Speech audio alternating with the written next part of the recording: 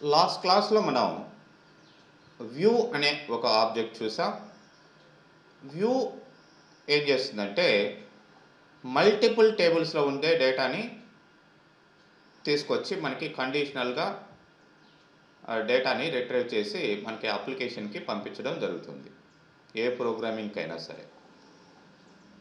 మరి ఇక్కడ సినానిమ్ అనేది not only for table, other database ఆబ్జెక్ట్స్కి అలియాస్ నేమ్ లేదంటే ఆల్టర్నేటివ్ నేమ్ని ఇవ్వడమే సినానిమ్ యొక్క మెయిన్ ఎయిమ్. ఎంప్లాయీ టేబుల్ ఉంది, ఎంప్లాయీ టేబుల్కి ఈఎంపీ అని పేరు పెట్టున్నాం, ఎంప్లాయీ అనే ఇంకొక పేరు సినానిమ్ ద్వారా పెట్టుకోవచ్చు. సో ఈఎంపీ ద్వారా ఏదైతే మనం చేస్తున్నామో అది ఎంప్లాయీ అనే సినానిమ్ ద్వారా కూడా చేయొచ్చు. నాట్ ఓన్లీ ఫర్ టేబుల్, ఒక వ్యూకి కూడా మనం సినానిమ్ ఆల్టర్నేటివ్ నేమ్ పెట్టుకోవచ్చు, ప్రొసీజర్కి పెట్టుకోవచ్చు, యూజర్ డిఫైన్ ఫంక్షన్స్కి, సీక్వెన్సెస్కి, ఇట్లాంటి ఆల్మోస్ట్ చాలా ఆబ్జెక్ట్స్కి మనం ఆల్టర్నేటివ్ నేమ్ని పెట్టుకోవచ్చు. మరి దీనివల్ల యూజ్ ఏంటి? ఆల్రెడీ పేరున్నప్పుడు ఆల్టర్నేటివ్ నేమ్ని యూజ్ చేయడం దేనికి అంటే మెయిన్గా సెక్యూరిటీ రీజన్. అంటే ఒరిజినల్ ఆబ్జెక్ట్ ఏంటో తెలియకుండా మనం వేరే వాళ్ళకి యాక్సెస్ ఇచ్చేటప్పుడు లేదంటే అప్లికేషన్కి యాక్సెస్ ఇచ్చేటప్పుడు సినానిమ్స్ని మనం పెట్టుకొని ఒరిజినల్ నేమ్ని అట్లనే పెట్టి వేరే పేరుతోటి వాళ్ళకి యాక్సెస్ ఇవ్వడం జరుగుతుంది. ఆ యాక్సెస్ ఇచ్చేటప్పుడు ఆ సినానిమ్కి లిమిటెడ్ పర్మిషన్స్ కూడా మనం ఇస్తాం. Only he can see, that's all, he cannot modify, he cannot delete, ఇట్లా కొన్ని పర్మిషన్స్ ఇవ్వడం జరుగుతుంది. అదే ఇక్కడ provide a layer of abstraction over base objects అయిన వీటికి ఒక లేయర్ లాగా ఇది ఉపయోగపడుతుంది. అబ్స్ట్రాక్షన్ అంటే హైడింగ్, ఒరిజినల్ వాటిని హైడ్ చేసేసి ఆల్టర్నేటివ్ నేమ్ తోటి వాళ్ళకి సర్వీస్ అనేది ఇవ్వడం జరుగుతుంది. ఇంకొక అడ్వాంటేజ్ ఏంటంటే మనం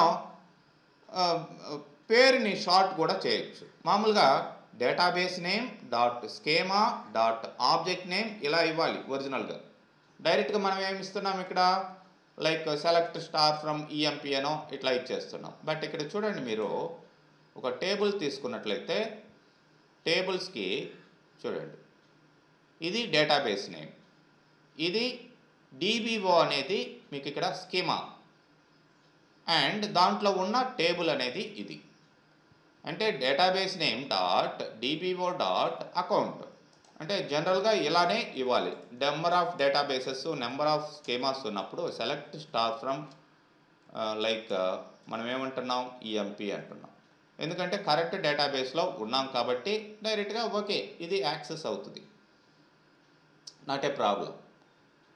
బట్ ఒరిజినల్గా అయితే మనం ఎలా ఇవ్వాలంటే క్లాస్ 8am డాట్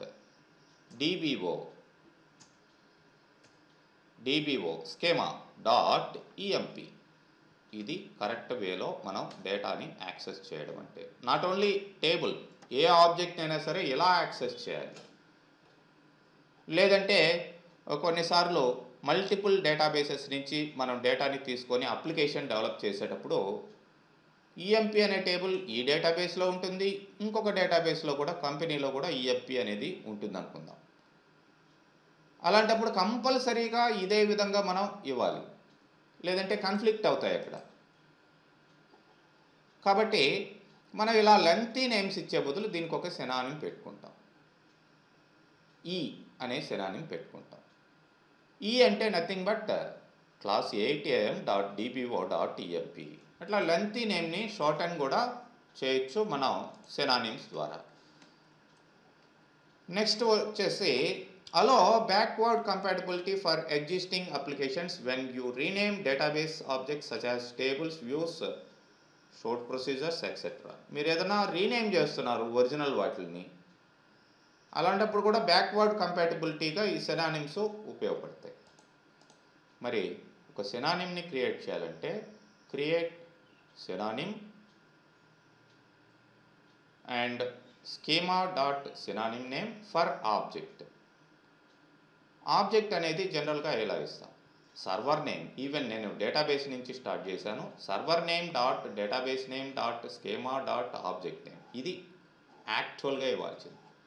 ఈ పర్టికులర్ సర్వర్లో ఉన్న సర్వర్ నేమ్ ఏంటి, ఇక్కడ లాస్ట్లో ఉంటుంది, మీరు చూడొచ్చు. లాస్ట్లో కాదు, ఇదే server name, desktop dash MKULSGQ. మీకు స్టార్టింగ్లోనే చెప్పున్నాను, number of servers SQL servers install చేసుకోవచ్చు, మనం వాటిని కనెక్ట్ చేసుకోవచ్చు డేటాబేస్ ఇంజిన్ ద్వారా. లైక్ ఇక్కడ ఇది డిఫాల్ట్గా ఉన్నది, ఇది కాకుండా నాకు నెంబర్ ఆఫ్ సర్వర్స్ ఉన్నాయి. ఏ సర్వర్లో ఉన్న డేటాబేసు, ఏ సర్వర్లో ఉన్న స్కీమా, ఏ సర్వర్లో ఉన్న పర్టికులర్ టేబుల్ ఆర్ ఆబ్జెక్ట్ అనేది అవన్నీ డాట్ డాట్ పెట్టుకుంటూ ఇవ్వాల్సిన అవసరం ఉంటుంది. కాబట్టి ఇది ఫుల్ లెంత్. మరి ఈ సినానిమ్ మనం సింపుల్గా క్రియేట్ చేయాలంటే, create synonym pair for object, synonym name for object. So ఇక్కడ ఫర్ ఎగ్జాంపుల్ ఎంప్లాయీకే నేను ఇస్తున్నాను, లేదంటే DEPT టేబుల్కి నేను ఇస్తున్నానండి, సినానిమ్ క్రియేట్ చేస్తున్నాను. So create synonym D for DEPT అని సింపుల్గా ఇచ్చేస్తాను. Synonym created. ఎక్కడ ఉంటాయి ఇవి, ఇది చూడండి, ఈ టేబుల్స్ వ్యూస్ వీటిలాగానే ఇక్కడ సినానిమ్స్ కూడా ఉంటాయి. చూడండి, DBO.D అని ఉంది. సో ఇప్పుడు సెలెక్ట్ స్టార్ ఫ్రమ్ DEPT అన్నా, లేకపోతే సెలెక్ట్ స్టార్ ఫ్రమ్ D అన్నా ఒకటే, సేమ్ డేటానే తీసుకొస్తాయి. అండ్ వీ కెన్ ఆల్సో అంటే ఇక్కడ రిస్ట్రిక్ట్ చేయలేదు కాబట్టి delete from D where DEPTNY = 70 అనే రికార్డ్ ఇక్కడ ఉంది, 70th డిపార్ట్మెంట్. సో ఇక్కడ DEPTNO కింద అండర్లైన్ వచ్చింది చూడండి, అది కరెక్టే మనం ఇచ్చింది. అండర్లైన్ దేనికి వచ్చింది, ఏ టేబుల్లో ఉన్నది, ఏ స్కీమాలో ఉన్నది, అవన్నీ కరెక్ట్గా ఇవ్వాల. ఇక్కడ కూడా అండర్లైన్ వచ్చింది, అండర్లైన్ రెడ్ మార్క్, ఎర్రర్ అని చెప్పేసి. బట్ ఇక్కడే ఉంది కాబట్టి, ఈ డేటాబేస్లోనే ఉంది కాబట్టి అది యాక్సెస్ చేయగలుగుతుంది. బట్ ఎర్రర్ రాకుండా ఉండాలంటే మీరు ఏం చేయాలి, DBO.D.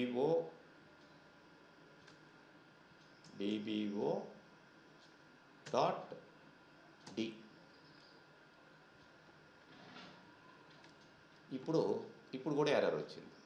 ఇంకా క్లియర్గా రావాలంటే మనకి స్కీమాకి ముందర క్లాస్ 8 am.dbo.d. ఇంకా కావాలి అంటే మనకి ఇంకా desktop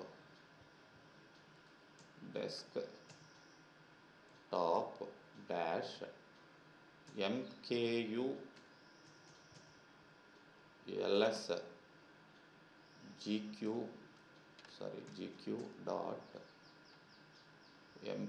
GQLS desktop MKULS desktop dash MKULS GQ.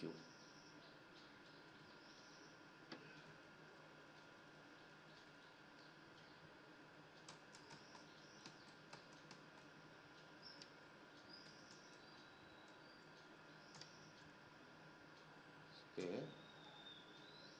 desktop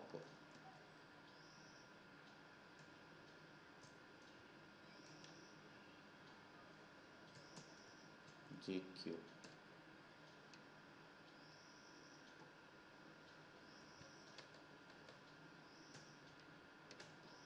No, even user కూడా అడుగుతుందేమో, like EDU SO. No,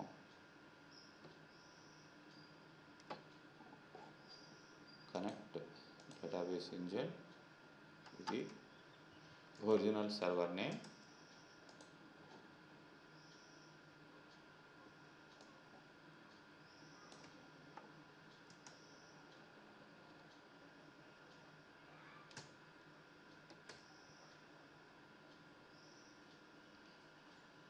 okay, anyway ఇది కరెక్ట్గా తీసుకోవటం లేదు. ఇది ఇవ్వాల్సిన ప్రొసీజర్. బట్ ఇక్కడ DEPT NO also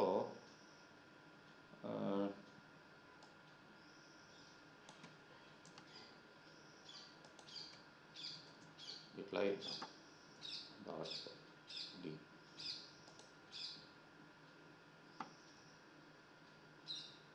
0 rows affected.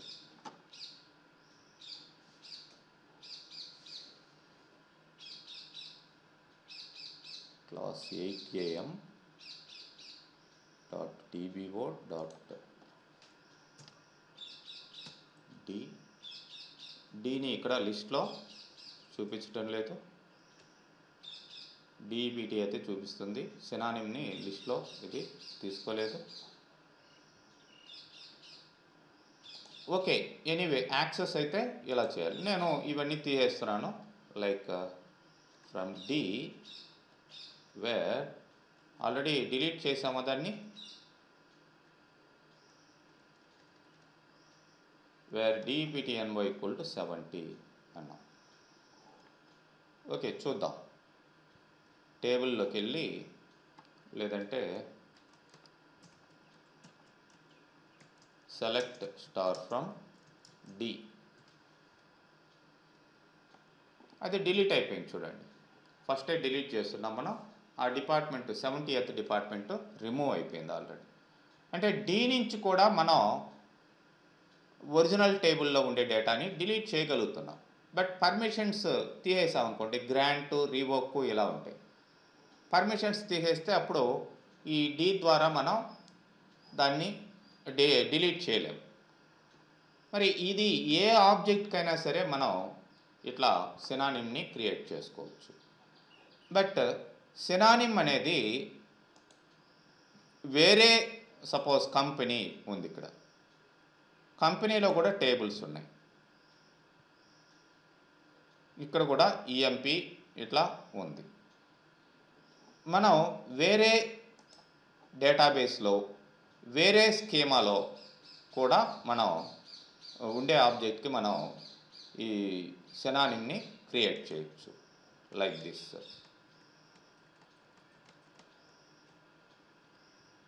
చూడండి, create synonym for the table in another database. So ఇక్కడ డిబిఓ అనేది ఆల్రెడీ ఉంది స్కీమా. మరి నేను సపోజ్ వేరే స్కీమాని ఇక్కడ క్రియేట్ చేసేదానికి ట్రై చేస్తాను. దీంట్లో కంపెనీలోకి వెళ్దాం. కంపెనీలోకి వెళ్ళి ఇక్కడ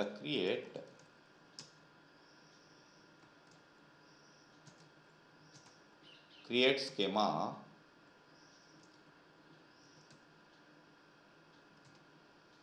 COMP అనే స్కీమాని క్రియేట్ చేశాను. మరి ఈ స్కీమా అంటే nothing but collection of individual objects అండి. అంటే సపోజ్ పర్చేజింగ్ కింద కొన్ని ఆబ్జెక్ట్స్ని, కొన్ని టేబుల్స్ని వాటిని పెడతాం అదే డేటాబేస్లో. ఇప్పుడు నేను కామ్ అనే ఒక దీన్ని క్రియేట్ చేశాను. దాన్ని మనం పర్టికులర్ స్కీమాలో, ఈ కాంప్ అనే స్కీమాలో పర్టికులర్ టేబుల్స్ని మనం క్రియేట్ చేసుకోవచ్చు. అది ఎలా అంటే suppose create table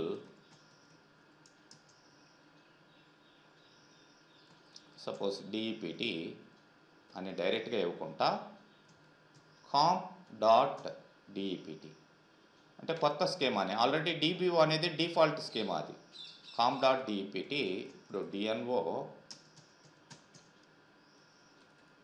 integer dname varchar of 20 location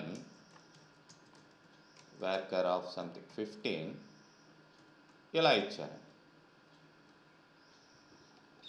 so ఇప్పుడు మీరు ఇక్కడ టేబుల్స్ని రిఫ్రెష్ చేయండి. ఇప్పుడు చూడండి, డిబిఓ స్కీమాలో ఇవి ఉన్నాయి, కాంప్ అనే స్కీమాలో డిఈపిటి టేబుల్ ఉంది. మరి దీంట్లోకి డేటాని మనం ఇన్సర్ట్ చేసుకోవచ్చు. అంటే DBOలో DEPT ఉండొచ్చు, కాంప్లో DEPT ఉండొచ్చు, but under the same database. ఇది ఈ కాంప్ అనేది గ్రూప్ ఆఫ్ రిలేటెడ్ ఆబ్జెక్ట్స్. అంటే సపోజ్ ఒక కంపెనీ డేటాబేస్ ఉంది, దాంట్లో మనకి కంపెనీకి సంబంధించిన స్కూల్స్ అవన్నీ ఉన్నాయి. స్కూల్ అనేది ఒక స్కీమాని మెయింటైన్ చేస్తాం. అండ్ మనకి ఈ కంపెనీ యాక్టివిటీస్కి కాంప్ అనే ఇంకొక స్కీమాని క్రియేట్ చేస్తాం. కంపెనీకి సంబంధించిన ఆ స్కీమాలో మనం ఎంప్లాయీసు, ఈ ప్రొడక్ట్స్, ఆర్డర్స్, సప్లయర్స్, కస్టమర్స్ ఇవన్నీ పెడతాం. అదే స్కూల్ అనే స్కీమాలో మనం ఏం పెడతాం?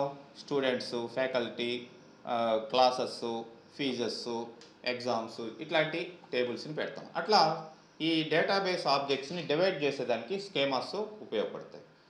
సో ఇప్పుడు నేను దీంట్లోకి డేటాని ఇలా ఇన్సర్ట్ చేయాలి. Insert into comp DEPT values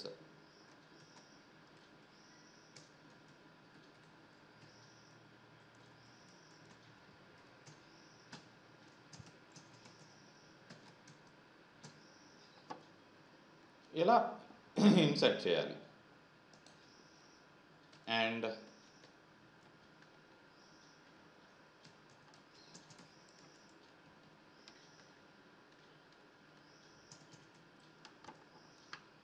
ఇలా అన్నమాట.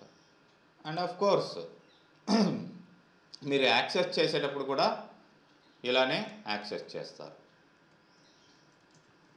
Select star from comp dot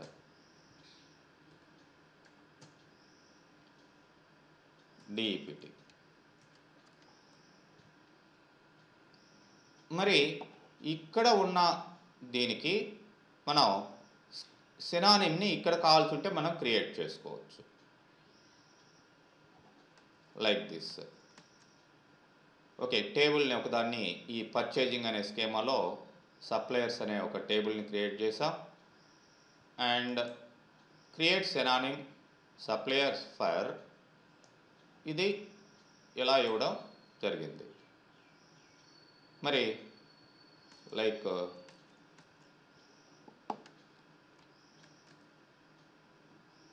నేను ఇక్కడికి వస్తాను 8 AM డేటాబేస్లోకి. ఇక్కడ చూద్దాం, క్రియేట్ సినానిమ్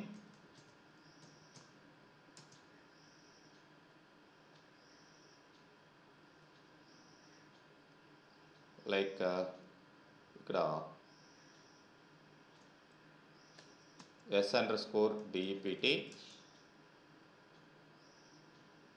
ఫర్ ఆబ్జెక్ట్ ఎక్కడ ఉంది? కంపెనీలో company dot comp dot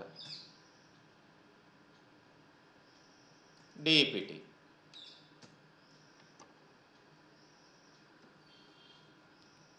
so ఇది వేరే డేటాబేసు, వేరే స్కీమా, దాంట్లో ఉండే ఆబ్జెక్ట్స్కి ఇక్కడ సినానిమ్ మనం క్రియేట్ చేసాం.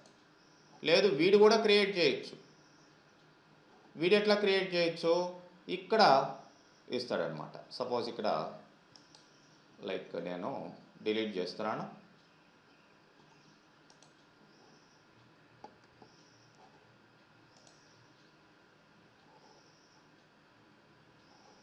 కంపెనీలోకి వెళ్తానండి. ఇప్పుడు వీడు ఈ క్లాస్ 8 AMకి సినానిమ్ క్రియేట్ చేయాలి. క్రియేట్ సినానిమ్ ఇక్కడ ఇస్తాం.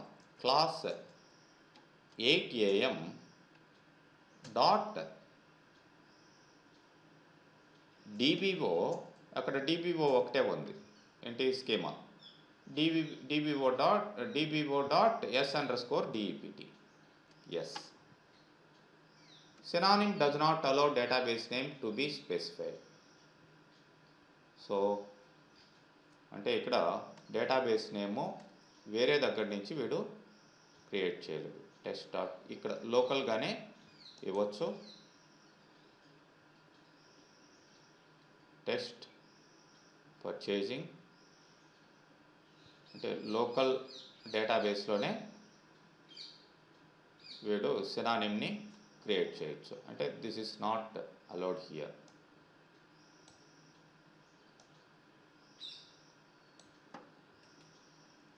ఈవెన్ మనం సింటాక్స్ చూద్దాం. Schema dot synonym name.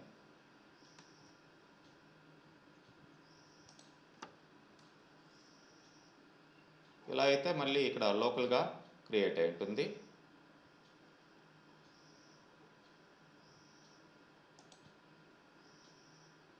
Yes, ఇక్కడ క్రియేట్ అయింది.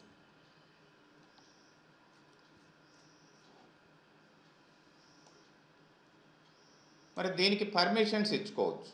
పర్మిషన్స్ ఇచ్చుకొని వీడియో యాక్సెస్ చేసే విధంగా ఇచ్చుకోవచ్చు అన్నమాట.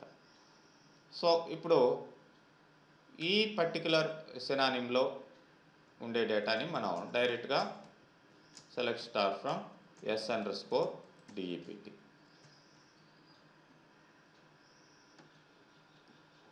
ఇలా సినానిమ్ని క్రియేట్ చేయొచ్చు. అదేవిధంగా సినానిమ్ని డ్రాప్ చేయొచ్చు. డ్రాప్ సినానిమ్ ద్వారా, లేదంటే ఎక్కడైనా సరే మీరు డ్రాప్ చేసుకోవచ్చు.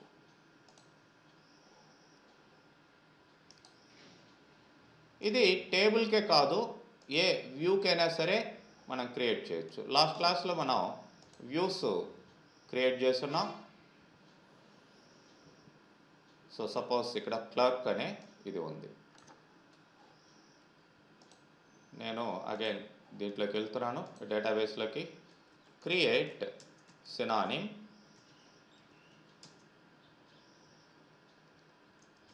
విఎస్ అనే సినానిమ్ని క్రియేట్ చేస్తున్నాను ఫర్ క్లర్క్స్.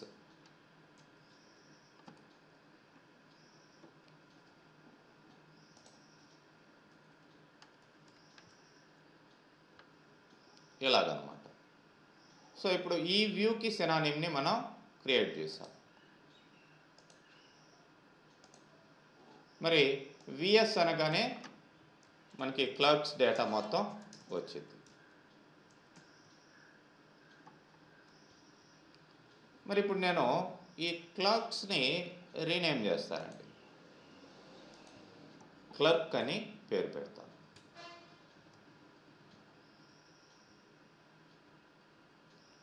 క్లర్క్ అని పేరు పెట్టాను. ఏమైంది? Refers to an individual object. Original object పోయింది. ఇది డిలీట్ చేసినా రీనేమ్ చేసినా ఇక్కడ మనకి ప్రాబ్లం అనేది రైజ్ అవుతుంది.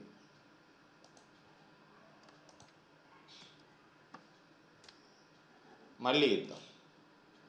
మళ్ళీ ఇప్పుడు వచ్చేస్తుంది. సో అంటే ఒరిజినల్ ఆబ్జెక్ట్ ఏదైనా మీకు కరప్ట్ అయినా ఈ సినానిమ్కి మీకు డ్యామేజ్ అనేది రావడం జరుగుతుంది.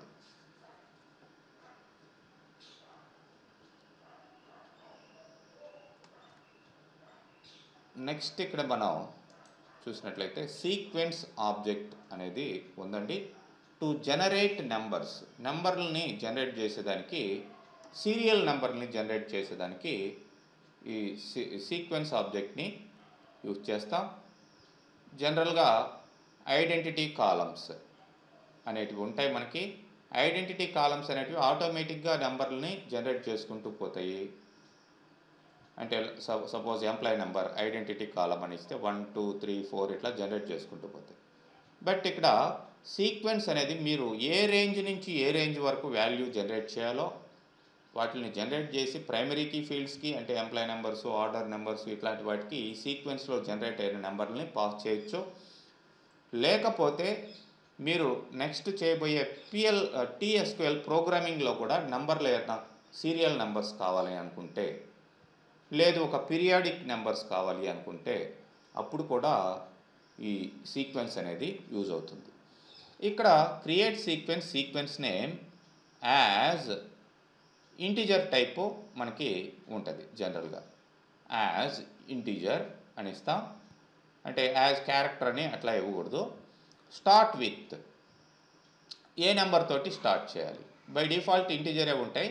Start with value, start with 1. Increment by ఎంతెంత ఇంక్రిమెంట్ కావాలి, 1 ఇంక్రిమెంట్. మినిమం వాల్యూ, జనరల్గా మినిమం వాల్యూ స్టార్ట్ విత్తోనే ఉంటుంది. Maximum value 10. 1 నుంచి 10 వరకే నెంబర్స్ జనరేట్ అవుతాయి. Cycle, no cycle. సైకిల్ అంటే 10 అయిపోయిన తర్వాత మళ్ళీ 1 నుంచి మళ్ళీ స్టార్ట్ అయ్యింది. నో సైకిల్ అంటే 10 తర్వాత ఇక నెంబర్స్ జనరేట్ కావు దీంట్లో. క్యాషీ, నో క్యాషీ. క్యాషీ అన్నప్పుడు మనం పెద్ద నెంబర్స్, ఎక్కువ నెంబర్స్ జనరేట్ చేయాలి, లెంతీ నెంబర్స్ అనుకున్నప్పుడు ప్రోగ్రామింగ్ స్పీడప్ అయ్యేదానికి, లేదంటే మనం డేటాబేస్ ఆపరేషన్ స్పీడప్ అయ్యేదానికి క్యాషీ 5 అని ఇచ్చుకున్నాం అనుకోండి. 5 నెంబర్స్ బఫర్లో, మెమొరీలో ముందరగానే జనరేట్ చేసి పెట్టుకుంటుంది అదనమాట. నో క్యాషీ అంటే అప్పటికప్పుడు జనరేట్ చేస్తుంది. మరి ఈ సీక్వెన్స్ ఆబ్జెక్ట్ ఎలా వర్క్ అవుతుందో చూద్దాం. మరి ఇక్కడ సీక్వెన్స్ ఆబ్జెక్ట్ క్రియేట్ సీక్వెన్స్,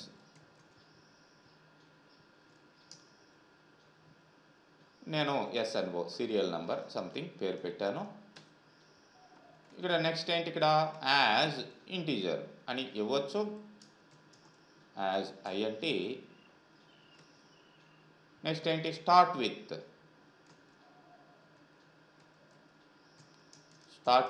1 అని ఇస్తున్నాను. నెక్స్ట్ ఇంక్రిమెంట్ బై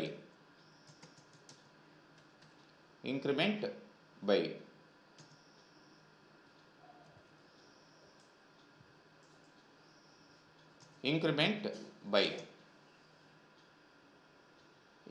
బై ఎంత, ఒకటితోటి ఇంక్రిమెంట్ కావాలా ఏంటి అనేది. And minimum value, min val అనేది ఇస్తాం. ఇక్కడ మిన్ వాల్యూ మినిమం వాల్యూ 1 నుంచి మ్యాక్స్ వాల్యూ 10 అని ఇచ్చాం. సైకిల్, నో సైకిల్ ఇవ్వచ్చు, ఇవ్వకపోవచ్చు, అది మీ ఇష్టం.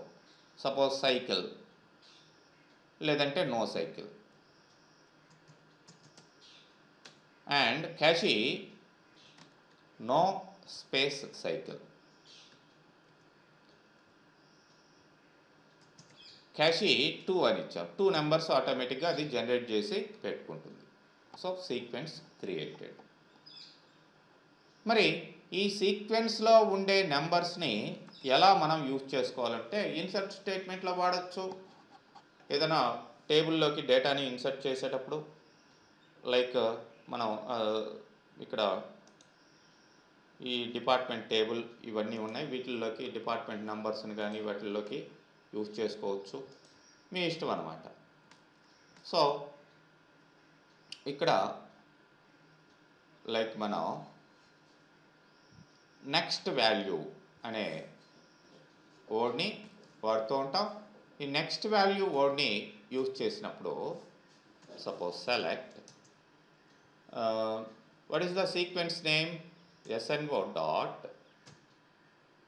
next value అందాం. Next value, sorry, SNO dot next value, sorry, next value for, ఈ ఆరాకిల్లో అయితే ఇలా పెడతాం, నెక్స్ట్ వాల్యూ ఫర్ SNO ఇదనమాట.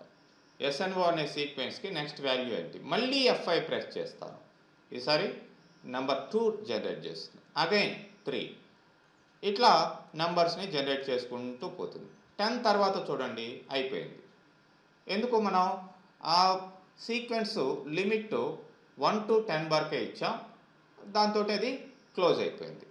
So what I'm going to do is C where is the sequence object. ఇక్కడ చూడొచ్చు మీరు, ప్రోగ్రామబిలిటీ అనేది ఇక్కడ ఉంది, దీని కింద మనకి సీక్వెన్స్ అనేది ఉంది, ఇక్కడ ఉంది సీక్వెన్స్ ఆబ్జెక్ట్. సో అది ఎక్స్పైర్ అయిపోయింది కాబట్టి I'm going to delete that one and once again I'm creating the same sequence object. SNO అనే సీక్వెన్స్ ఆబ్జెక్ట్ని మళ్ళీ క్రియేట్ చేశాను. So that I'm going to use the value of the sequence object into DEPT department టేబుల్లోకి apply చేస్తున్నాం. So insert into DEPT values what's that first department number కదా, next value for SNO comma department name is something ఏదో ఒకటి XYZ department ఇస్తాను, something Hyderabad ఇస్తున్నాను. Okay, column name or number of columns ఇక్కడ చూద్దాం.